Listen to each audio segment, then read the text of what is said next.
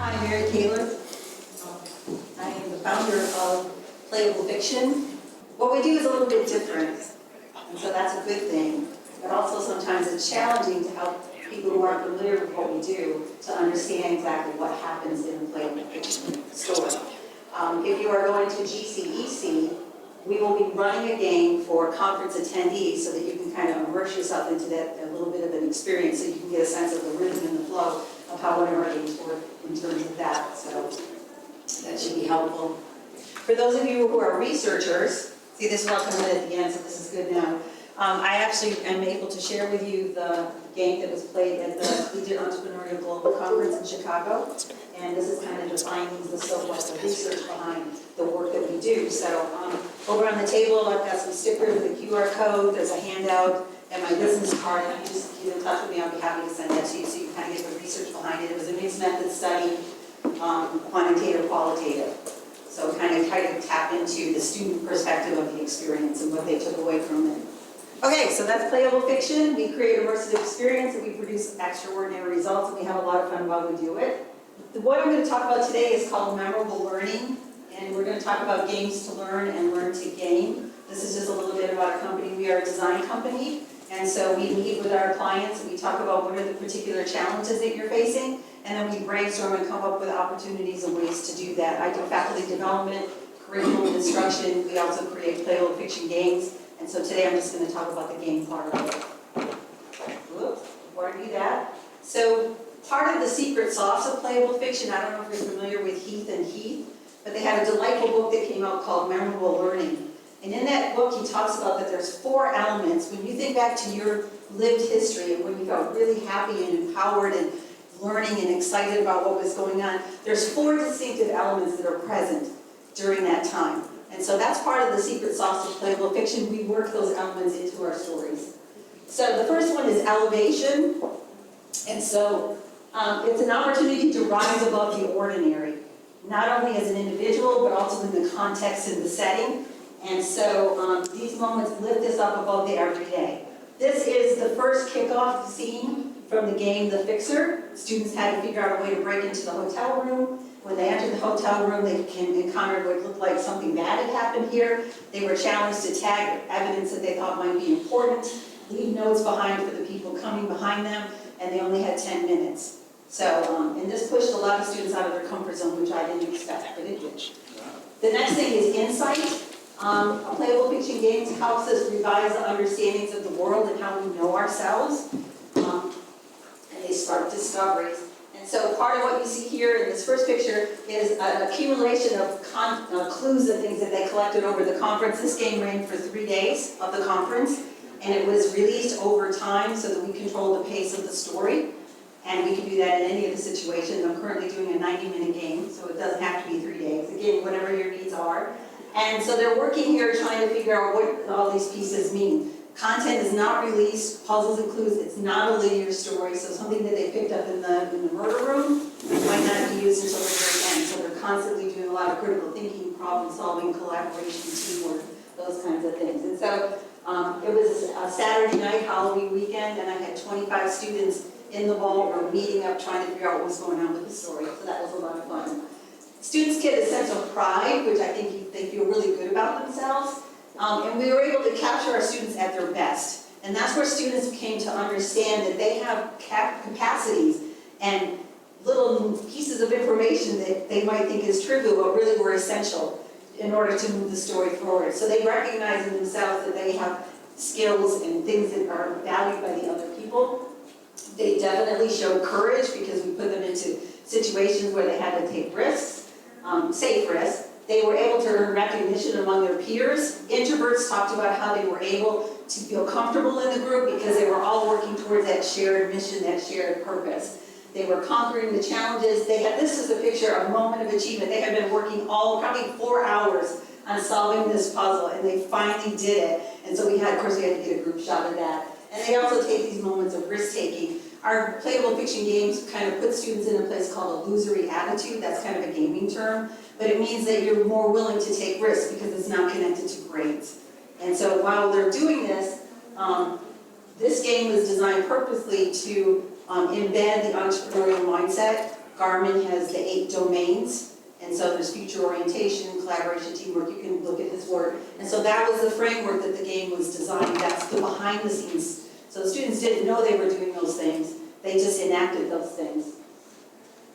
We put our students into a world called the Scavenge, and the Scavenge is wonderful because we can do any kind of genre of game that you're interested in. But the Scavenge really is about this mysterious group of people who live in the future, who contact the people in the present and say, something bad's going to go down, and we need your help to save our future. And so there's that call to action that they're trying to save their futures in terms of that. This again is them just looking at evidence. These are all like little things, and then they had to go to the hotel person and give them secret codes to get the information. So it's a really playful kind of thing to do with that. But the student reported value from the research cells that they created memories of being capable, they were autonomous, they took initiatives, and they owned the learning experience. It's very experiential learning.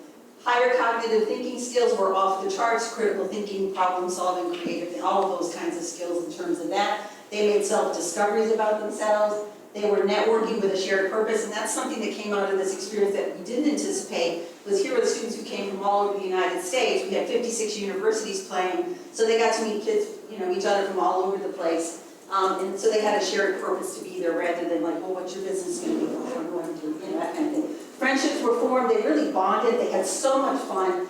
They were intrinsically motivated, so teamwork around shared goals was like a key driver for that. And they wanted to find out what happened to the fixer, because that was the whole driving point of the story. We immerse them in the story. The power dynamics are leveled. This is cooperative play. You cannot beat a game that we design unless you collaborate together. Just can't do it. And so it forces them, and they quickly realize that. And so they're very open to each other and supporting and sharing each other. And they were able to make future business things, connections. So the essential pedagogical features that we use, we always take an active approach. We're always collaborative. It's a social experience. And what's interesting about this is that while students are demonstrating and developing their skills and capacities, they're doing it in company with their peers. So they hear and they see what other people are doing. They recheck and they maybe come back in and enter that conversation in a different way. Does that make sense? So it's kind of this social thing that happens with them. And again, they all come away with a sense of agency and accomplishment and something memorable that they will remember this experience when they went to that conference in Chicago on Halloween weekend. So as far as from your side of the table, this is kind of like what the value is for you.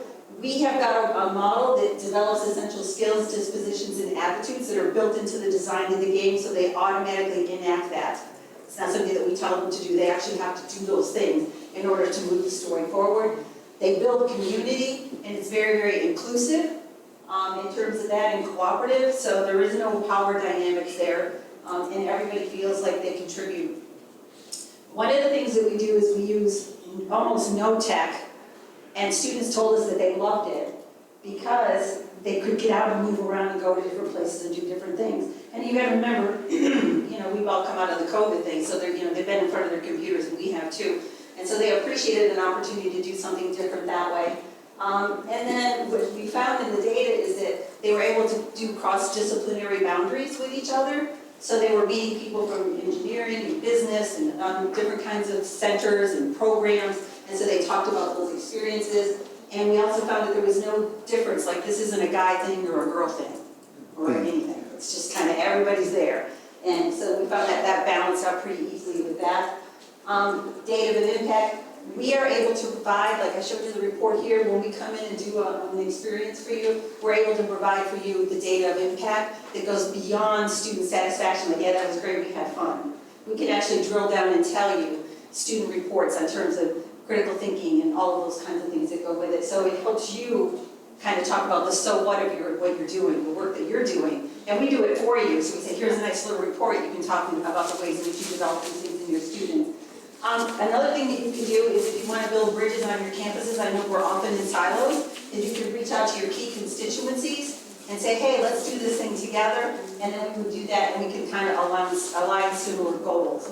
So we're talking right now about doing student orientations, when the new class comes in and they got that week there that they're kind of wandering around with purpose and without purpose, then we can actually drive students to all of those key support systems that they need as they look for clues and puzzles and get to know each other differently than rather like, okay, you're with me, you're my little group of 20.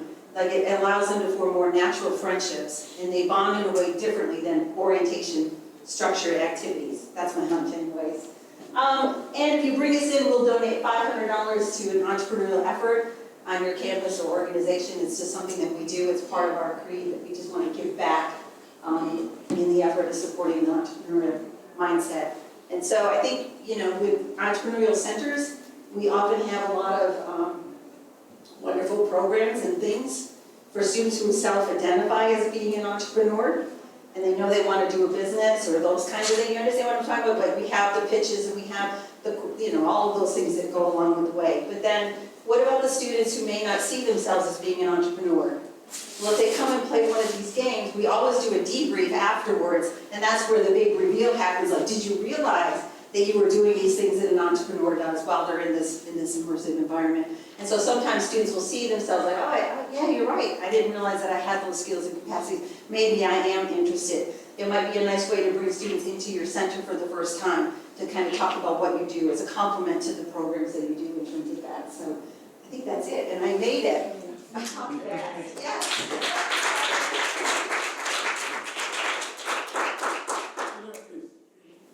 You mentioned it, and it seems obvious that they really are highly motivated when they get involved. Yes. If you had to sort of pick out one or two activities or things that really motivate them, what would they be? I can tell from experience, we created at one university, we staged a night with we work closely with security. So we staged a hazmat scene in the night. And so students we create conspiracies, and so they're like, what's that going on? And then, you know, and then the game kicks off and they start that. You know, here was the hotel room. We've had octopus tentacles coming out of steam pipes. We have actors that we bring in and walk around and do things. So we really get all into it in terms of that. But I think that the bottom motivation for the students is it's something different, and the story. It's a very engaging story. They want to find out what happened. Yes. This career was about entrepreneurship or about finding who feels who? I think it's both, because I think as they go through the experience, once one of the players talked about, I thought I was a really good communicator, but oh my gosh, I don't do that as well as I thought I did. So I think there is that built-in layer of reflection that happens because they come along and they think they've got a solution, and they try it, and it doesn't work. Now we got to go back, and now we have to think about other ways of doing those kinds of things. So it's that kind of a process. So let me just bring Fiona and Lucy up to the front, and let's open it up to all questions. So thanks again, Mary, Lucy, Fiona. It was really engaging.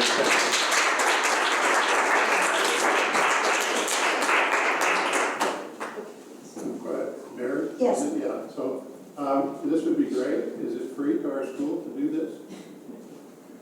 Or how do you get paid? I think it I don't mean to depends. be blunt, but... No, I think what happens is you come in and say, we would like to bring you in to do something with this group. Right. And we say, that's wonderful. And then we say, what are the outline goals and things that you want to do? We then go back as a design team. We talk about some ideas. We'll pitch you some ideas, and then we start having a conversation. So there's not like a flat thing. We're thinking about, which makes a lot of sense to do this like per student, pays like a fee, like a textbook fee, and but right now we're just kind of doing it this way. So, but reach out, we're good folks to work with. Yes. What's the largest size group you've worked with? This was 156 students. Thank you. Yeah. And we had a completion rate of 34%, which is really, really high. 10% is like the norm in terms of that. So. Right. Thank you very much for both, all three of you. I have a question for Fiona and Lucy. The tool or the training, how scalable is it? Do you do it in your classroom, or do you see, or could you envision it for maybe a program or like the entire curriculum, or as a part of the curriculum instead of a part of a class?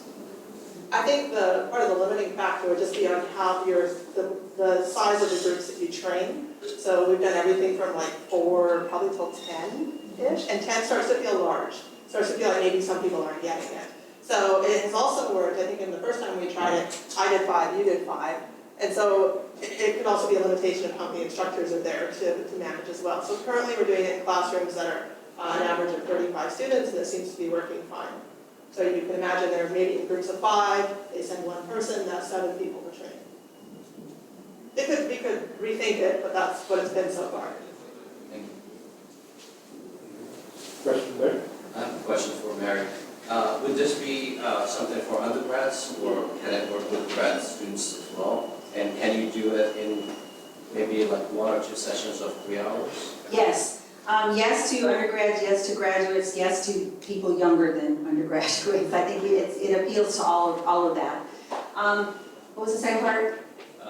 So in terms of time, I think that's where we have that conversation. You're saying, I'm looking for an X kind of experience to do this. We're currently working on one that's going to run the course of the semester. And so what happens is the faculty member receives a box of materials, and that gets opened in the class, and that kicks things off. And then every couple of weeks they get another release of clues and documents and things, and then it kind of goes through the semester that way. And I think the sky's the limit in terms of those kind of things. But the shortest one that we're currently doing, we're doing one at Miami-Dade. Their honors bilingual program is 90 minutes. And so we're able to get in a game and to do that. So that's the shortest we've done it, because we want to stay true to the essence, too, of creating these memorable moments. And that's kind of hard to do in, it's a challenge, 90 minutes. Thank you. Any other questions? So I have a question of Lucy and Fiona. So what are the outcomes that you observed, and what are you expecting long term? So the students have described feeling held accountable by their peers, and this accountability requires them to stay focused in the group during the duration of the activity. So instead of having a lot of interest at the onset of the in-class activity, we see that it stays throughout the entire time. And then the outcome, when I ask students, okay, so if you were a coach and you went through the training, was this intuitive to you, or did you learn something new? And the feedback that we've gotten so far is that there's an intuitive piece, but they appreciate the practicality of actually having directions and simplifying it so that they feel empowered to actually interact, right? I know that I need to ask prompting questions, but I don't know how, and I don't know what I should do. And so this just simplifies it for them and gives them good guiding principles. So those are 2 outcomes that I've seen. And then long-term impact? Thoughts? Or long-term plans? Or long-term plans? Well, we are looking to publish a paper on this and see more about the outcomes. We still feel like we need to do a lot more classroom testing with it, and hopefully get other people involved as well, which is why we're sharing it here today. But I think it's a great tool. I mean, if any of you saw the Aztec speakers that was brought in from Boston, he talked about the sort of post-COVID effect. And just anecdotally, I'm remembering a student from Lucy's class, I think his name was Daniel. He did the training, he was very quiet, sort of like the student that sort of sits in the background a lot. And after he did it, he was like, I don't know why I would be a coach, like I'm just a student. Like, I don't know why I should know how to do this. And so you also sort of observe that we're dealing with this, students that did graduation in their first year of university behind Zoom, and like there is that need to develop some of the soft skills and just say, yes, you can do it, and this is how you do it. Question over there. We do coaching for students, but we use the associations of students that they belong in the business associations. Like we have the Chamber of Commerce has an association for all the universities, and we use them. So that you have students are studying the things in the class, and then it's easier. Yeah, similarly, we've had classrooms where we go get coaches, and then we tell that person, please be there at 2 p.m. and find parking and all the rest of the things, right? And then it's always like, hoping that they'll show up and stuff like that. So some of the essence of this was just taking advantage of the resources already in the room. So just overcoming coach scarcity by saying, hey, we've got lots of students, not enough coaches. Could students be coaches? But I agree, there could be something more formal as well. How does the experience appear on the resume that some people like that aspect of it? How does it, what, sorry? Well, what do they put on their resume to reflect they did the exercise? Participate? Didn't you say that some of it did it to take the... That they could do, yeah, so as a soft skill. I haven't seen their resumes, so I'm not sure, and we've been doing this literally since early January, so we're still evolving and still seeing. And some like participant in, experiential classroom and exercise. I'm just It's curious. a good question, yeah. So I think, one of the things in entrepreneurial education, we all focus on the entrepreneurial mindset. But I think that what kind of captured me in both these cases is the collaborative and the coaching mindset, which, we have this vision of these individual entrepreneurs like Steve Jobs and others who are these, monumental figures, but you don't build an Apple unless you know how to coach and lead, team build and you have those other skills. And I think both of these kind of highlight that. So it's not just the entrepreneurial mindset that's important, it's the coaching mindset. It's the team building mindset. You, as a leader, you need to build all those capabilities, and I think that's the takeaway for me. And that would attract an employer. Yeah, exactly. Well, there was a word on Mary's slide that just jumped right off for me, and that's the word capable. Is that we're creating capable students. We're dealing with a generation of students that have done a lot of work in templates and have, been told exactly, how to do the test or what's required for the essay. And it's teaching them to think on their feet and become more, develop that entrepreneurial mindset. And I think that notion of being capable is that the students, the players, they actually just own this. And so they determine what steps to take, what order to take. I mean, they ran it all themselves, and we were just kind of behind the scenes with that. But I think the other thing about the entrepreneurial mindset, especially the way everything changes so quickly, that this is a skill set that no matter, even if you don't become an entrepreneur, when you're a doctor, a lawyer, whoever, whatever career path you take, or even what discipline you study, and I think those are skills that you can transfer in any of those kinds of contexts. It's not just for this group of people. It's kind of like the society thing Jill reminded me of that this morning. It's like thinking on your feet, right? Yeah. So the other thing, the term you used, I forget exactly, it was illusory. Illusory attitude. So I thought that was really important because, one of the things that we keep talking about is risk-taking. Right? When you're an entrepreneur, you take a certain amount of risk. How do you teach risk-taking to a student or someone who wants to be? But the fact that it's an illusory attitude, they're willing to take more risks because they feel there's no personal skin in the game, but that makes their mindset change, right? So I think to me that was a big takeaway. Yeah. Is that it's one of the few kind of contexts where you can create a situation where they can take risk and not feel, held back because of that. So what was interesting with the hotel room is that some students had a key to get to those floors, some students didn't.